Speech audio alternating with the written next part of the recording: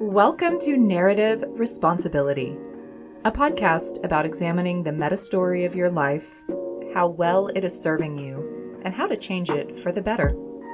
I'm Elena Wolf, relationship coach and life alignment mentor, and this is this week's New Perspective. Hi there! I'm so glad you're here today. This is episode 44. What MBTI type should I date? I tried so hard to get this up for Valentine's, but what I thought was going to be a simple episode I could record almost without a script turned into a two-parter. Story of my life, it seems like. So, this episode is going to assume that you know a little bit about the Myers-Briggs type indicator system and the Jungian cognitive functions that underpin the various personality types described by the MBTI. I have starter episodes on the MBTI as a system and the functions that are underneath it somewhere in the vicinity of episode 20. I think those ran like March of last year, March 2024. Don't quote me on that, but that time range and that episode number should at least get you close. So if you don't know the system, you can go check those out and come back to this episode, or you can see how this one goes. And if you decide you actually need more context, that's where you look for it. So, one of the most common questions people have about Jungian type and the MBTI once they're kind of bought into the concept is, so what type should I date? What type is going to be most compatible with mine in a romantic relationship? Which is honestly a really natural question to ask in a society that is intimacy averse, emotionally avoidant, and generally lonely. Those cultural tendencies make us put a lot of pressure on romantic partners to meet a high proportion of our emotional and relational needs, as well as making those connections feel more high stakes precisely because romantic partners are often the only people we relate to with that degree of intimacy and emotional openness. First, meta-communication insert of the day. This might be the only one, we'll see. When I use the word intimate or intimacy, I do not mean sex or romance. Intimacy is about knowing someone in a way most others do not, or knowing them in a way that allows them to be completely seen and received as they are in their wholeness without masks or apologies. Intimacy can be sexual, but that is only one type of intimacy, one aspect of it. Other forms: non-sexual physical, emotional, intellectual, experiential, psychological, spiritual. There's probably more. If I mean sex, I will specify sexual intimacy. But as a general word, I use intimacy to simply mean experiencing another person in their fullness in one aspect or another. And most likely, I mean emotional or psychological intimacy if I am not specifying otherwise. Okay, so going back to my comment that we put a lot of pressure onto our romantic relationships and thereby create a lot of fear about entering them. If you think about your romantic partner as this ideal relationship in which you are safe to be completely yourself and safe to share any secret or any fear, what you are seeking is a connection of emotional and psychological intimacy, the safety and freedom to be yourself and be loved anyway. If you do not feel that way in your relationships at large, say with your family or with your friend group or at work, then potentially the only time you could experience those types of intimacy is in the same relationship where you also experience physical and sexual intimacy. Which is not necessarily wrong to put that much trust in one person, if they're worthy of it, but it is a lot of intimacy to stack onto one relationship if the rest of your relationships essentially have none. That's what I mean by high stakes. If you have a lot of friendships, for example, that are also full of emotional, psychological, and non-sexual physical intimacy, then the only escalation for your romantic partner is to take that baseline and include sexual intimacy. That's not nearly such a big escalation, so it might not feel like something with super high stakes, potentially catastrophic stakes even, the way it might to someone whose other relationships are lacking all types of intimacy. When something feels like a big risk, big reward situation, we naturally want to mitigate the risk. We want the reward, but we don't want to expose ourselves to the risk.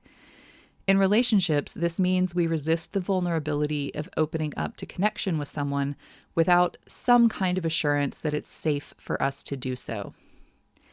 And if we don't have very much intimacy in our other relationships, we don't have a great sense of how to gauge if someone is a good bet, both a safe person generally and a safe person for us to invest in because they're likely to stay in our life long term.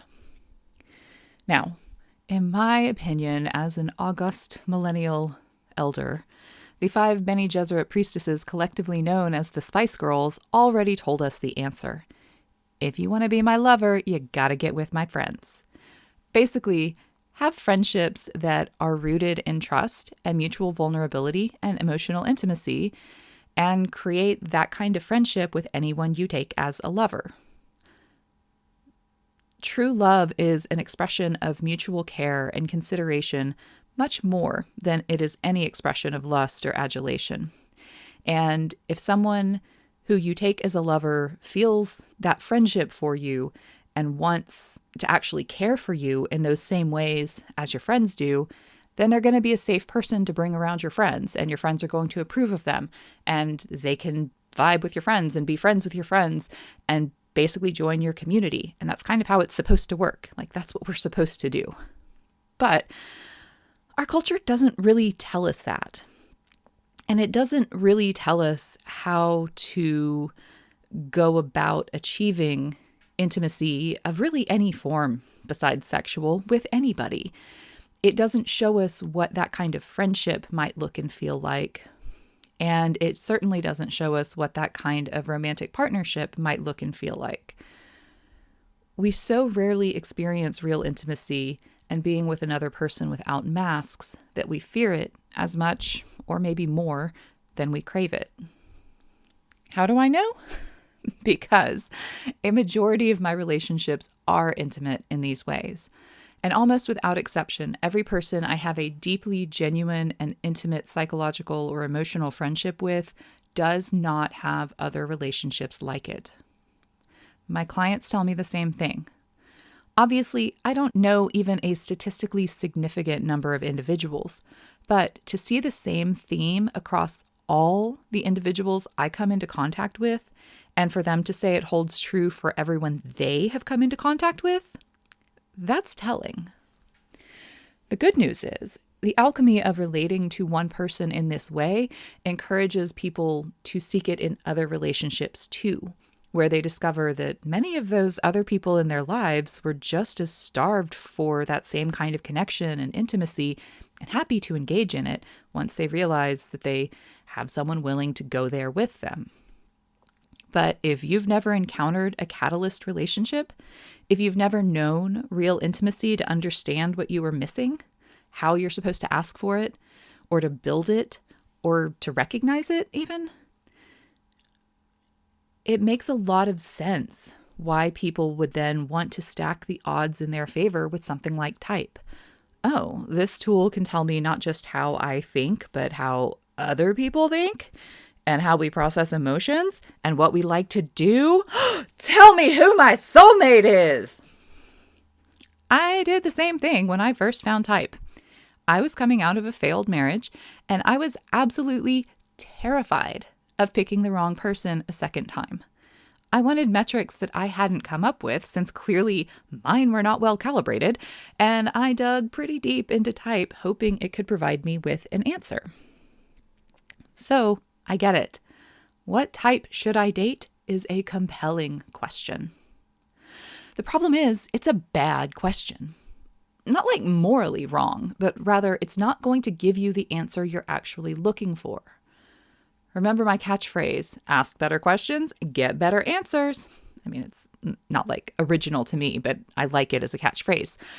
That type of bad. There's a better way to ask the question that will return a much better answer. Because what the actual question being asked here is, what makes someone fundamentally compatible with me for the long term? Where if we strip away bad habits that can be corrected and logistical hurdles that can be solved for, the basic equation of this person plus me equals a lifetime of mutual respect and admiration and shared joy. Personality type, based on this system of cognition that certainly eerily nailed me, seems like a reasonable tool to use for answering this compatibility question. I get it. But we are more than our type. We are also our experiences and our values, both personal and cultural, and our emotional beliefs and wounds, and our sense of humor, and our dreams, and our goals for life, and our physical bodies, and our lifestyles, and our aesthetic tastes, and our communities. Plus, personality is not really a good word for what Jungian type describes, because what we culturally think of as personality has a lot more to do with social skills and aesthetics than how we perceive and process information. Since I like to pick on myself because I can consent to that, here's an example based on my type preferences of INTJ. Which, as a reminder, dominant introverted intuiting, auxiliary extroverted thinking. If someone were to describe my personality, they would probably say, I'm outgoing, compassionate, funny, and/or that I laugh a lot. You can decide if you would agree with that based on any number of episodes that have me self-expressing and attempting to offer helpful, actionable advice, but I think that would be a pretty good capture of my social personality. All of those are true about me.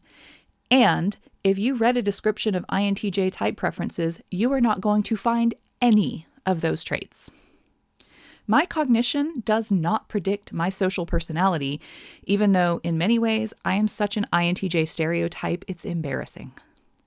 I have been encouraged, arguably required, by my culture, personal relational needs, and circumstances to develop capacities that are not part of the INTJ cognition starter pack in order to have any kind of connection and acceptance with other people, and to therefore feel peace and satisfaction with my situation in life.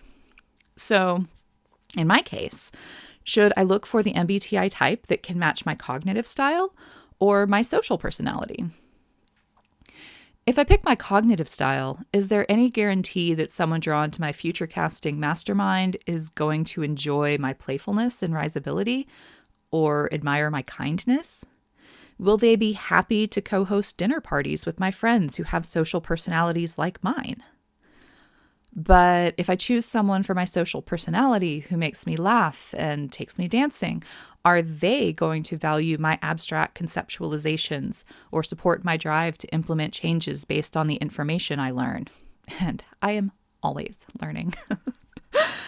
Are they going to care that I've had more deep, existentially confronting thoughts pass through my head by 6 a.m. than most people have in a week? Care either in the sense of worrying about me or being curious to know what those thoughts were. There isn't any one MBTI type that could definitely match both parts of me, nor is there any that could definitely not. Because, again, we are more than our cognitive type.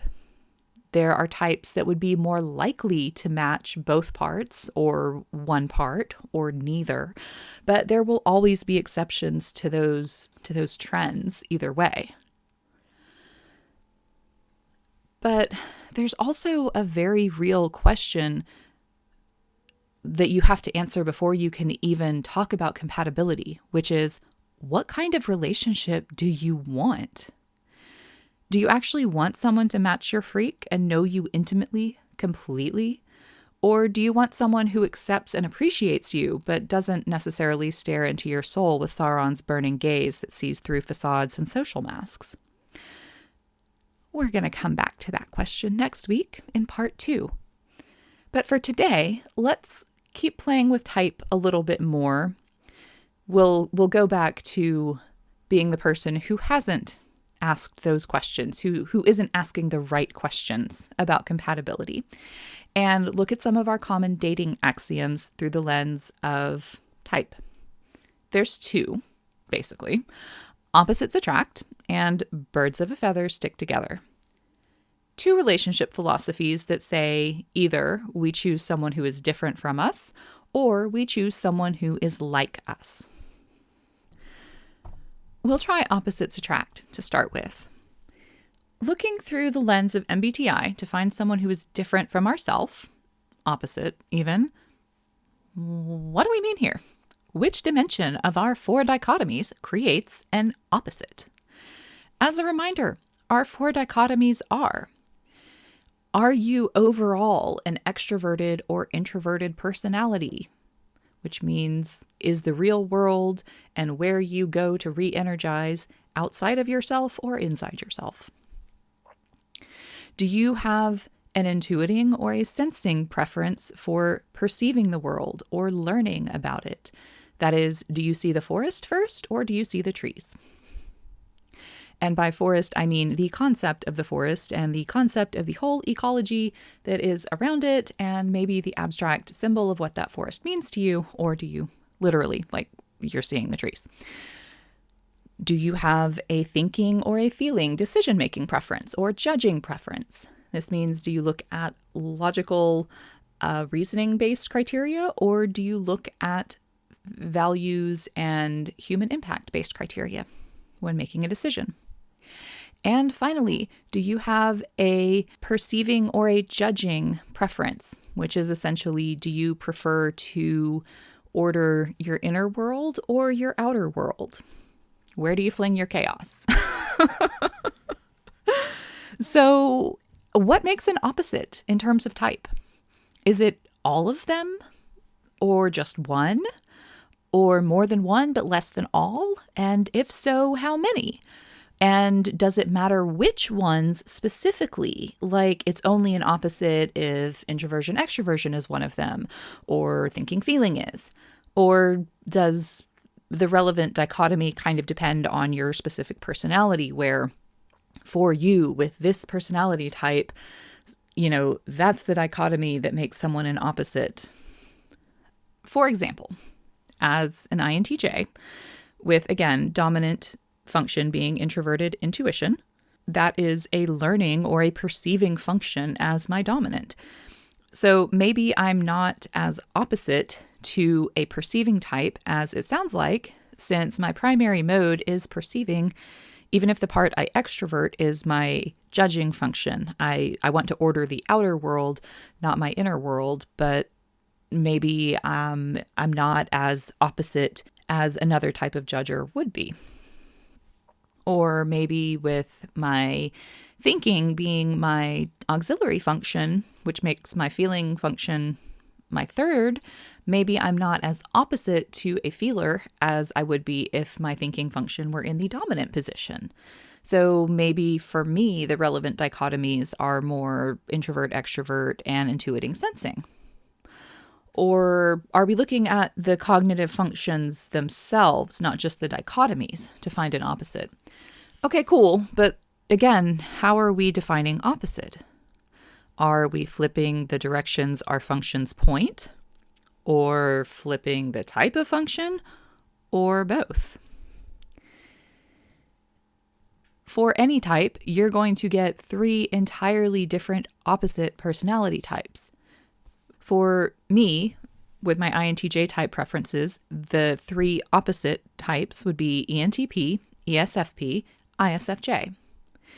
ENTP would be my mirror type, where we have the same cognitive structure of intuition, thinking, feeling, sensing, but our functions all point in opposite ways. Introverted intuiting versus extroverted intuiting. extroverted thinking versus introverted thinking, and so on. So even though I would share a cognitive structure with an ENTP in that we have the same general type of function in the same place, we would not actually share any functions in our top 4 because the specific functions we're using all point opposite ways.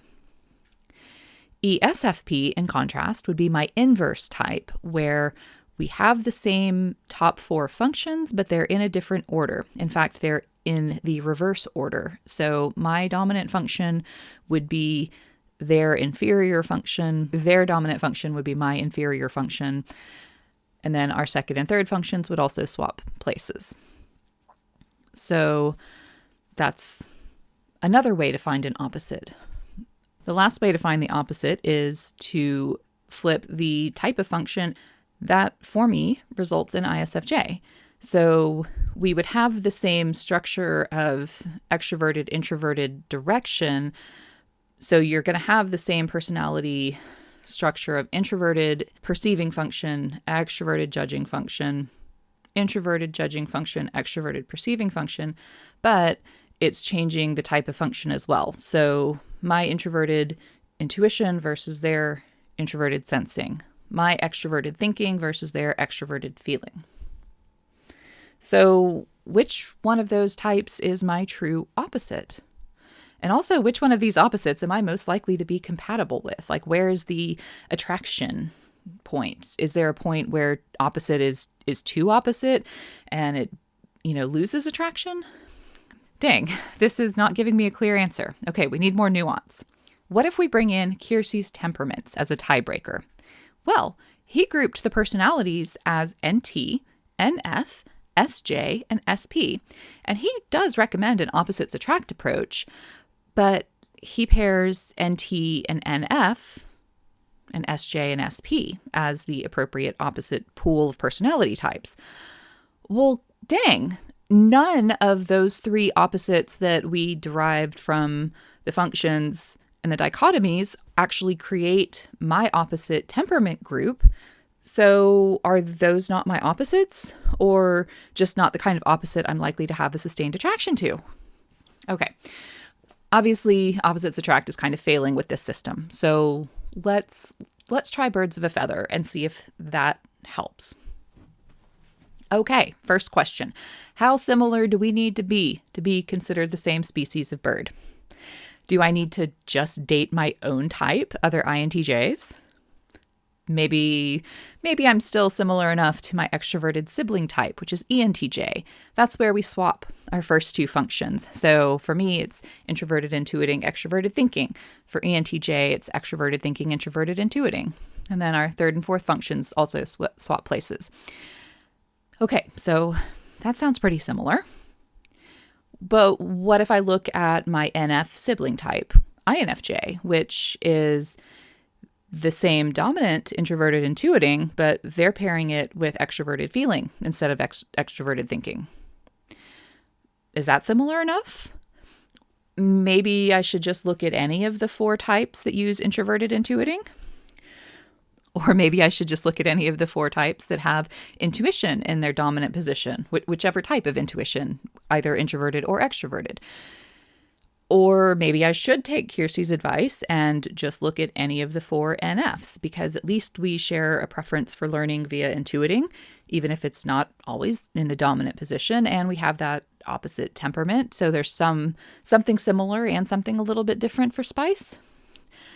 Or maybe I could look at type dynamics and focus on types with similar degrees of power for their various functions. For me, with my stack of functions going introverted intuiting, extroverted thinking, introverted feeling, extroverted sensing, this would mean someone who has intuition no lower than their auxiliary and sensing no higher than their tertiary, so that my dominant introverted intuiting won't totally overwhelm a less powerful intuiting function, and they won't have a sensing process that is totally overwhelming to my inferior extroverted sensing. So that gives me any of the 8 intuiting types. Okay, so how many Specific types I come up with as potentially good matches based on those various ways of splicing type. Let's see. We'll set aside all intuiting block of 8. So the specific derivatives we came across were ENTP, ESFP, ISFJ for the opposites, and then for the similars, INTJ, ENTJ, INFJ, ENFJ, ENFP, INFP. So like 9 personality types out of 16? That is more than half of the types. This is not sounding like a helpful parameter for limiting anything, which is the point I'm trying to make. Even if you picked 1 or 2 of these principles and applied it, the ones you choose will be a reflection of your relationship preferences and your relationship to your own type. I will keep picking on myself and share my type principles and explain why they reflect my personal biases. The type dynamics that I offered about relative power of functions is where I seem to land. Having similar strength between the various functions so that both partners are on close to equal footing in various aspects of self and life feels really important. I don't mean same, but no huge disparities in strength between intuiting and sensing, or thinking and feeling. Both partners are going to have some function strength that the other can look up to and learn from, and that's a good thing. You can't be in a relationship with someone and see them as your equal if everything that you're doing is somehow bigger or better than what they're doing. Like, that just doesn't work. That's not balanced. And I also personally think that having at least 2 of the top 4 functions in common is really helpful because it's a shortcut to understanding how the other person sees the world. And I personally prefer to align on the decision-making axis, that's thinking and feeling. So for me, that formula of those 2 kind of principles where we have similar strengths of our functions and we're using the same decision-making axis gives me 4 choices: ENFP, INFP, ENTJ, and INTJs. So how does picking these 2 principles reflect my biases? I know I made it sound all very logical and mathematical, but I promise the reasons I counted what I did as important are highly subjective. As someone whose dominant function is intuition, I want to date someone else whose learning preference is also intuiting. Why? Because I want to be able to connect with a partner mentally as well as physically and emotionally. I want someone who will not just listen to my ideas, but play with them with me, evolve and shape them with me. Most likely, this would require someone else who sees the abstract mimetic meaning layer of reality first. But this desire on my part is driven by early experiences of having my ideas and perspective othered and rejected, or just brushed aside as if it was not really interesting or significant to other people, which basically felt like a rejection of my primary sense of self. All the things that make me me are either getting me rejected or being discarded as if they don't matter to other people. I still have people in my life who I love and choose to be in relationship with who will shut down after a couple minutes if I try sharing a big intuitive idea. So primarily for me, this desire to have someone engage with me in intuitive idea, meaning making and conversation on a regular basis as a partner is related to what would make me feel safe and accepted and valued by that partner to begin with. Secondarily, I really crave being deeply known and understood. This is, in fact, a non-negotiable for me. I can't not see deeply into someone else's perspective and try to understand them from the inside out. At the very least, then, I want someone who is able to hold enough of me to have a coherent sense of who I am and how I operate. I think someone who sees the world through the same lens of interconnections of ideas and potentialities is more likely to be able to understand me in the way that I want to be understood. But those are my wants and my needs. Maybe another intuitive wants a partner who can make them feel normal and fit better into their cultural model. Or maybe some other intuitive wants a partner to be their adventure companion and make them feel safe and present while traveling the world and exploring other places and cultures. Maybe yet another intuitive feels like having a partner who accepts their quirks is enough. They don't need to be understood and certainly don't need their freak matched.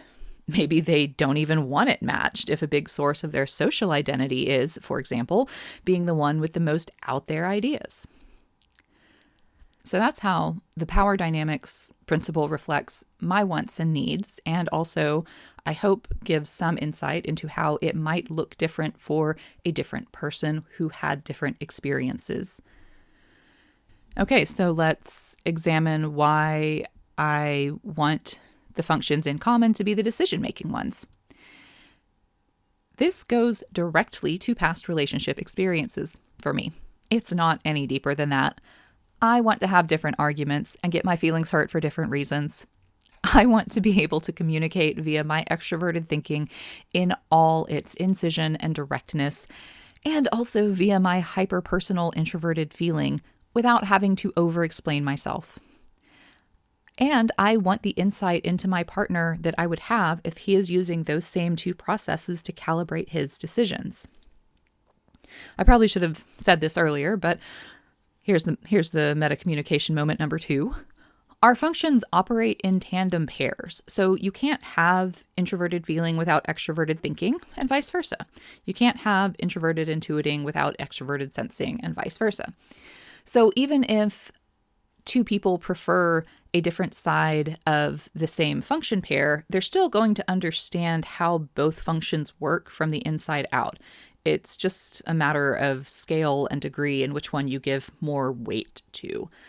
And it's a lot easier to hold space and have empathy for someone if you understand what they're doing. But again, my preference for having some functions in common, and specifically having those be the decision-making axis, comes from my experience with relationships where there was a power imbalance across functions, or a huge communication barrier that came because we were using different logic systems or had values that were rooted in different places.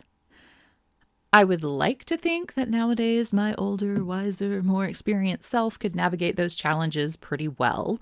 But I also think they might create more of a buy-in for a relationship than I'm willing to put in on faith. Maybe that's not a problem I'm all that interested in solving. But your experience might be different. Maybe you've dated people who were too much like you, and you want and really crave the difference of perspective that comes from somebody who has a radically different way of seeing the world. Or maybe you're seeking to balance life as a team, and therefore you want to have at least one person with a strength in each of the 4 main cognitions. Maybe you grew up in a family dominated by the opposite decision-making axis to your own, and you actually understand how to navigate it effortlessly. What I'm trying to underscore here is that you are a complete human being with more to your sense of self and your view of others than just your MBTI type or your cognitive functions.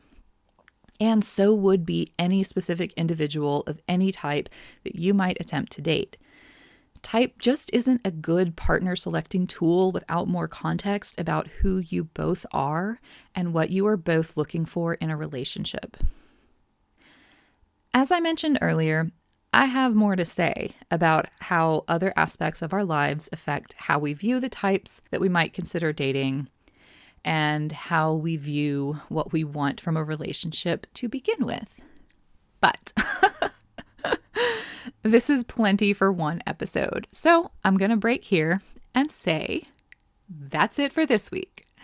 Thank you so much for being here and spending this time with me. If you want to know more about my work, you can check out thepatternbreaker.com. If you want to support the channel and help it grow, you can leave me a rating and review or join my Patreon, patreon.com/narrative responsibility. And until next time, what part of your story are you going to take responsibility for this week?